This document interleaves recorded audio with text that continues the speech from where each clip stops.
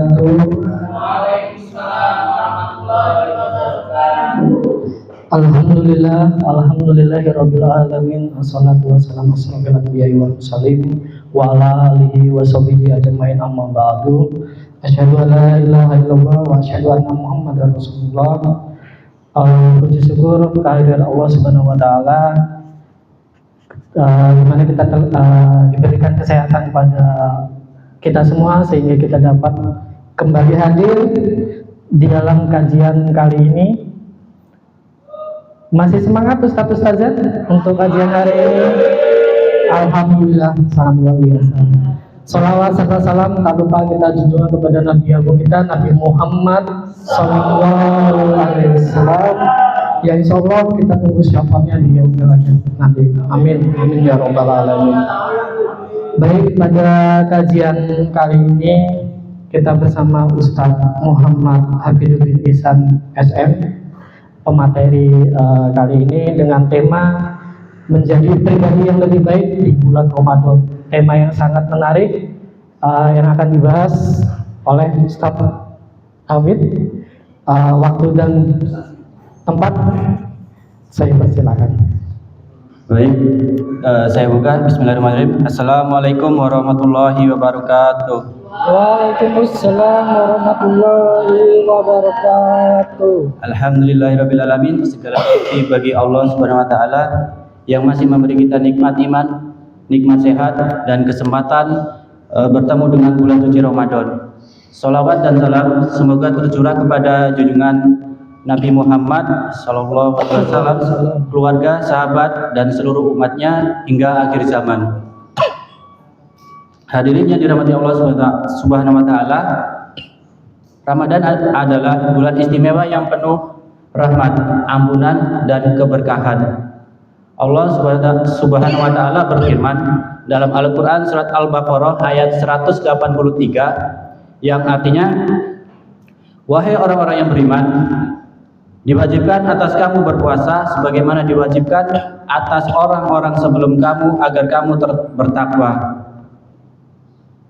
Ayat ini menegaskan bahwa tujuan utama puasa adalah agar kita menjadi orang yang bertakwa. Takwa berarti menjalankan perintah Allah dan menjauhi larangannya dalam setiap keadaan. Kemudian Ramadan adalah bulan pendidikan jiwa. Saat puasa kita dilatih untuk sabar dalam menahan lapar dan haus. Kemudian ikhlas karena hanya Allah yang tahu apakah kita benar-benar berpuasa. Kemudian kita juga dilatih dalam disiplin karena adanya waktu sahur dan berbuka puasa.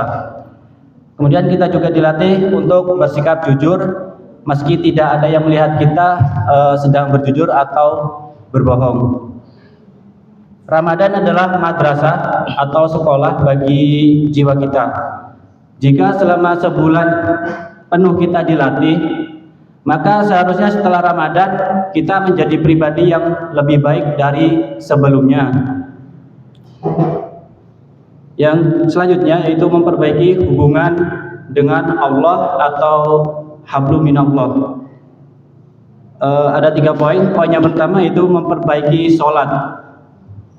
Ramadan harus menjadi momentum untuk kita sholat tepat waktu, kemudian sholat berjamaah di masjid, dan menghidupkan sholat-sholat sunnah seperti tarawih, witir, dan duha. Sholat adalah tiang agama. Jika sholat kita baik, maka amalan kita akan ikut baik. Poin yang kedua yaitu memperbanyak membaca Al-Quran. Pada bulan Ramadan ialah bulan di mana turunnya Al-Quran. Para sahabat dahulu memperbanyak tilawah di bulan ini. Maka targetkanlah minimal 1 kali khatam dalam bulan Ramadan. Poin yang ketiga yaitu memperbanyak doa dan istighfar. Ramadan adalah bulan pengampunan. Jangan lewatkan waktu mustajab seperti saat kita berbuka puasa, kemudian sepertiga malam terakhir, dan di antara azan dan iqomah. Selanjutnya yaitu memperbaiki hubungan dengan sesama manusia atau hablum minan nas. Puasa bukan hanya sekedar menahan lapar, tetapi juga menjaga akhlak. Akhlak yang perlu kita jaga yaitu misalnya menjaga lisan. Banyak orang yang gagal puasanya karena lisannya yang sangat jelek atau buruk. Mereka sering menggunjing atau menggibah, berkata kasar, dan membuat fitnah. Rasulullah SAW bersabda bahwa orang yang meninggalkan perkataan dusta dan perbuatan buruk, maka Allah tidak butuh dari lapar dan hausnya. Kemudian kita juga harus menahan amarah. Saat puasa kita juga dilatih untuk mengendalikan emosi. Jika marah, maka ucapkanlah sesungguhnya aku sedang berpuasa. Yang selanjutnya yaitu meningkatkan kepedulian sosial. Ramadan adalah bulan berbagi. Contohnya kita harus bersedekah, memberi makan orang berbuka, membantu fakir dan miskin, dan membayar zakat. Ketika kita merasakan lapar, maka disitulah kita juga belajar memahami penderitaan orang lain yang mungkin hidupnya kurang beruntung seperti kita. Kemudian Ramadan sebagai titik awal perubahan. Hadirin sekalian, seringkali kita rajin beribadah hanya di bulan Ramadan. Namun setelah Ramadan berlalu, semangat itu ikut hilang. Padahal tanda keberhasilan Ramadan adalah ketika kebaikan itu terus berlanjut. Contohnya, jika di Ramadan kita rajin sholat berjamaah, maka setelahnya ya tetap istiqomah. Contoh yang kedua, jika di Ramadan kita bisa meninggalkan maksiat, maka setelahnya jangan lagi kembali ke lubang maksiat. Contoh yang ketiga, jika di Ramadan kita gemar bersedekah, maka jadikanlah itu suatu kebiasaan. Karena Allah adalah Rabb Ramadan dan juga Rabb di bulan-bulan lainnya. Kemudian tanda-tanda Ramadan kita berhasil. Bagaimana kita tahu Ramadan kita berhasil? Yang pertama, hati kita merasa lebih tenang. Yang kedua, ibadah terasa lebih ringan. Tiga, dosa-dosa mulai ditinggalkan. Dan keempat, akhlak menjadi lebih baik. Dan yang kelima, ada keinginan kuat untuk terus istiqomah. Jika belum merasakan perubahan, maka masih ada waktu untuk memperbaiki diri sebelum Ramadan berakhir. Penutup, Ramadan adalah kesempatan emas yang belum tentu kita temui kembali di tahun depan. Gunakan setiap detiknya untuk berubah menjadi pribadi yang lebih baik. Semoga Ramadan tahun ini menjadikan kita hamba yang bertakwa, diampuni dosa-dosanya, dan termasuk orang-orang yang meraih keberkahan Lailatul Qadar. Sekian dari saya kembalikan ke Ustadz Bayu. Baik, terima kasih atas kajiannya Ustadz Hafid. Alhamdulillah materi yang sangat baik. Kemudian selanjutnya akan mencapai 3 pertanyaan. Ustazah silakan jika ingin bertanya, kami persilakan. Ya, siapa tadi? Zakubur? Oh, mari, yuk. Tatir Faisal. Baik, Zan Putri silakan pertanyaannya.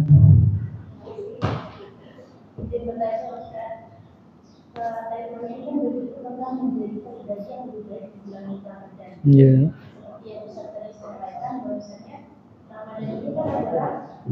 Bulan yang dimana kita melakukan amal-amal baik itu. Terus mungkin saya mau minta tipsnya gitu ya Ustaz. Gimana kita tetap konsisten menjaga ibadah kita setelah bulan Ramadan ini? Jadi supaya kita tetap istiqomah.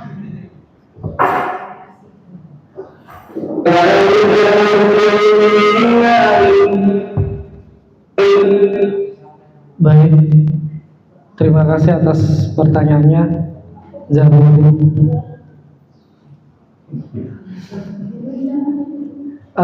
Selanjutnya Ustaz Zaza yang ingin bertanya kami persilakan. Ya, Zaimana. Zaimana, persilakan. Kan kita selama bulan Ramadan itu ibadahnya semakin kencang ya. Ya, iya. Nah, terus tadi Ustaz Habib itu bilang kalau tanda-tanda kita puasanya itu puasanya berhasil. Iya, puasanya berhasil. Salah satunya akan menjadi lebih baik. Bagaimana hubungannya antara peningkatan kualitas ibadah kita di Ramadan dengan akhlak menjadi lebih baik? Hubungannya apa?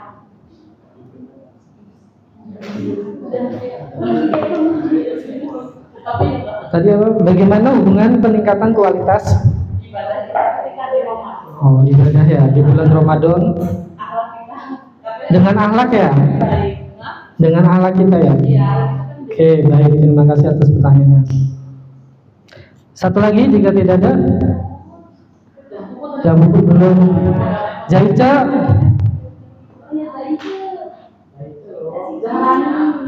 Maharani dan Maharani. Zazidi, nggak ada. Kalau tidak ada kami jawab dulu ya tadi yang dua pertanyaan ini. Yang pertama dari Ustazah Putri, tips agar konsisten agar menjadi lebih baik ya setelah bulan Ramadan gitu intinya. Bagaimana kan? Oh ya, tetap istiqomah. Monggo silakan dijawab. Baik, saya akan menjawab pertanyaan dari Zah Putri mengenai tips menjaga tetap konsisten setelah bulan Ramadan. Tentunya ya kita harus mengingat ketika perjuangan kita selama 1 bulan Ramadan, kita menahan haus dan lapar. Di saat bulan Ramadan kita sudah menahan hawa nafsu dan kita bisa melewatinya. Maka ya setelah bulan Ramadan kan kita sudah tidak berpuasa. Jadi seharusnya kita lebih mudah dalam menjalankan ibadah tanpa harus merasakan lapar, haus dan letih. Mungkin itu saja. Maaf telah nyambung. Baik, ada tambahan lagi untuk Ustazah? Baik, mau menambahkan Zahrani? Silakan. Ya, baik. Putri.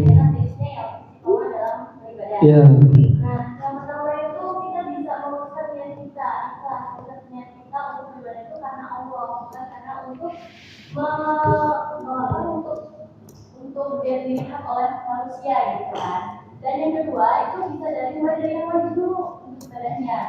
Contohnya selama waktu kita harus tahu waktu, jangan sampai ditunda ataupun ditinggalkan dari hal itu mulai ibadahnya itu yang wajib dulu. Jika sudah melakukan ibadah yang wajib, maka kita bisa melakukan ibadah yang sunnahnya. Nah, atau bisa juga kita baca Al-Quran nih, misalkan setiap hari paling tidak 1 halaman perharinya. Bisa juga mulai dari sholat duha 2 rakaat saja. Nggak harus yang berat-berat untuk ibadah sunnahnya gitu. Nah, ada juga tips yang ketiganya, bertahap dan konsisten. Bertahap tapi dia konsisten. Contoh seperti tadi, kita melakukan sholat duha hari ini, besok melakukan lagi 2 rakaat saja, 2 rakaat. Nanti ketika sudah terbiasa, itu akan bisa kita meningkatkan lagi, 2 rakaat lagi. Terus dan yang paling penting itu berkumpul dengan orang-orang yang soleh, karena ketika kita mempunyai lingkungan pertemanan bergaul itu dengan banyak orang-orang soleh, insya Allah ketika kita melihat teman kita di sholat, lagi berpuasa misalkan, itu akan memotivasi diri kita sendiri untuk menjadi untuk mengikuti apa yang dapat kita itu. Terima kasih. Oke, baik. Terima kasih atas tambahannya, sharing ilmunya sangat bagus sekali. Intinya dalam tipsnya setelah agar konsisten itu intinya yang pertama tetap ikhlas ya saya. Ikhlas ibadah, kemudian konsisten ibadah wajib itu yang didahulukan, kemudian ibadah-ibadah sunnah itu kita lakukan secara bertahap demi tahap. Intinya itu ya. Ya, berkumpul dengan orang soleh, berkumpul kepada penjual minyak wangi ya Zah ya. jangan berkumpul sama orang yang penjual. Oke, baik. Ada lagi yang mau menambahkan? Cukup?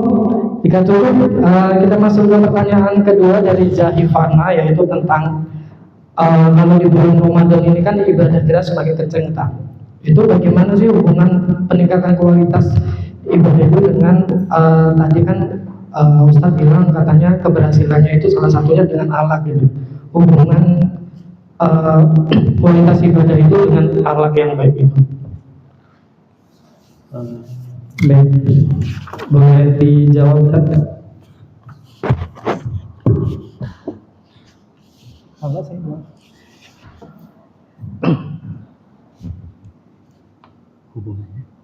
Hubungan peningkatan kualitas ibadah itu kan tadi Ustadz bilang katanya salah satu kunci keberhasilan ya salah satunya itu tentang akhlak yang lebih baik gitu ya Zah ya. Nah hubungannya apa dengan kualitas ibadah itu?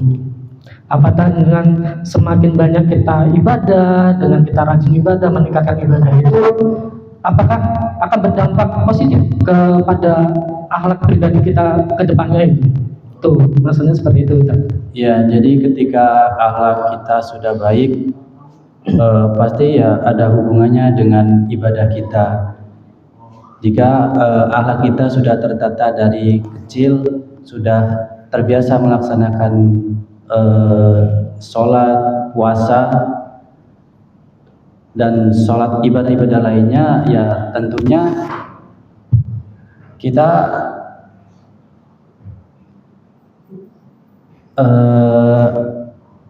tidak akan merasa terpaksa untuk menjalankan ibadah tersebut. Jadi menurut saya ya ada hubungannya, Zah.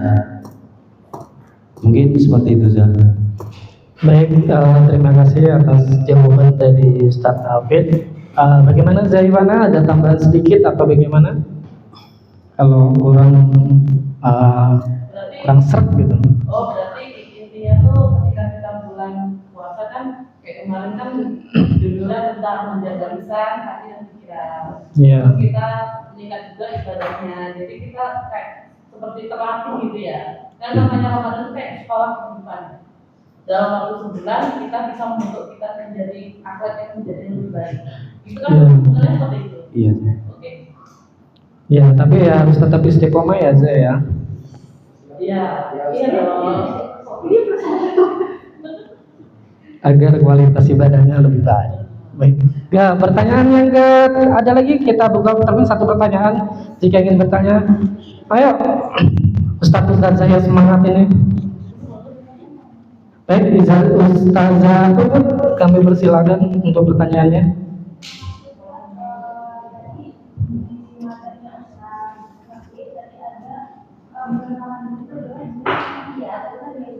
Ya. Kan ada puasa yang dia mengampuni dosa 1 tahun sebelumnya dan 1 tahun sesudahnya, yaitu puasa Arafah. Nah, kalau di bulan Ramadan itu pengampunan yang apakah lebih besar dari puasa Arafah? Dan itu kan pasti kan dia menjadi pribadi yang lebih baik. Apakah itu pasti pengampunannya lebih baik atau tidak? Misalkan saya punya dosa yang besar. Nah, di bulan Ramadan ini dosa saya itu pasti diampuni. Oke, baik, terima kasih atas pertanyaannya Zah Tuput. Tadi dia bertanya di bulan Ramadan itu kan pengampunannya itu lebih besar nggak sih dibandingkan dengan puasa Arafah itu misalnya? Bisa dijawab kan? Baik, saya izin untuk menjawab.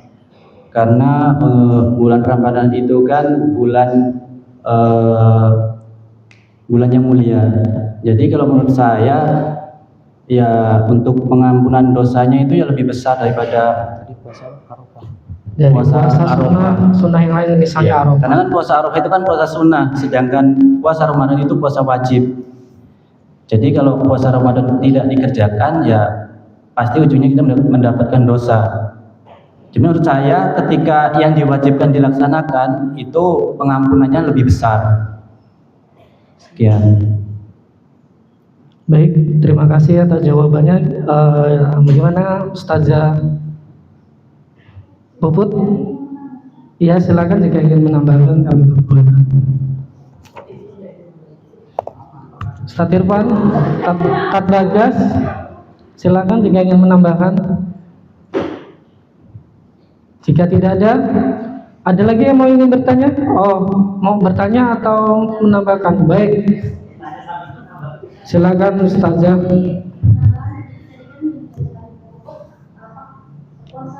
Puasa Arafah. Iya.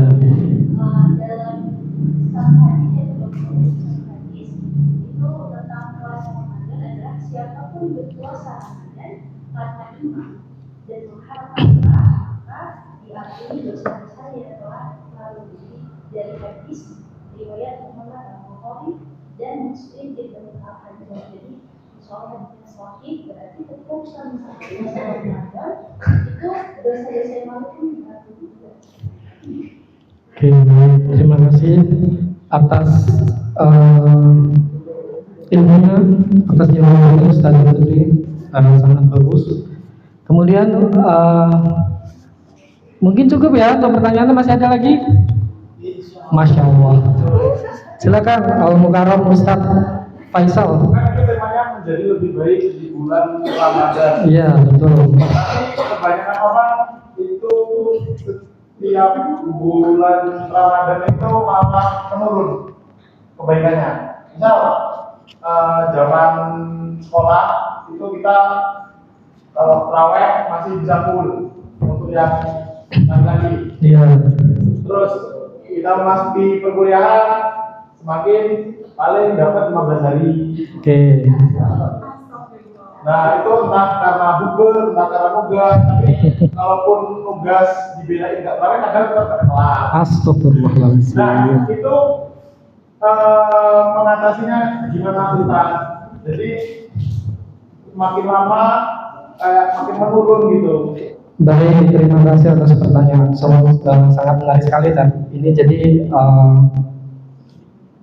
di setiap Ramadan itu banyak apa ya? Semakin banyak yang kompleks gitu ya kan. Semakin hari semakin dewasa itu kok ibadah kita, kebaikan kita tuh semakin menurun. Kayaknya puasa ini biasa aja, bulan ini nggak terlalu menarik. Nah, cara mengatasinya itu bagaimana kan? Agar kita tetap konsisten dari zaman dulu kita SD sampai sekarang ini tetap ibadahnya itu tetap full gitu.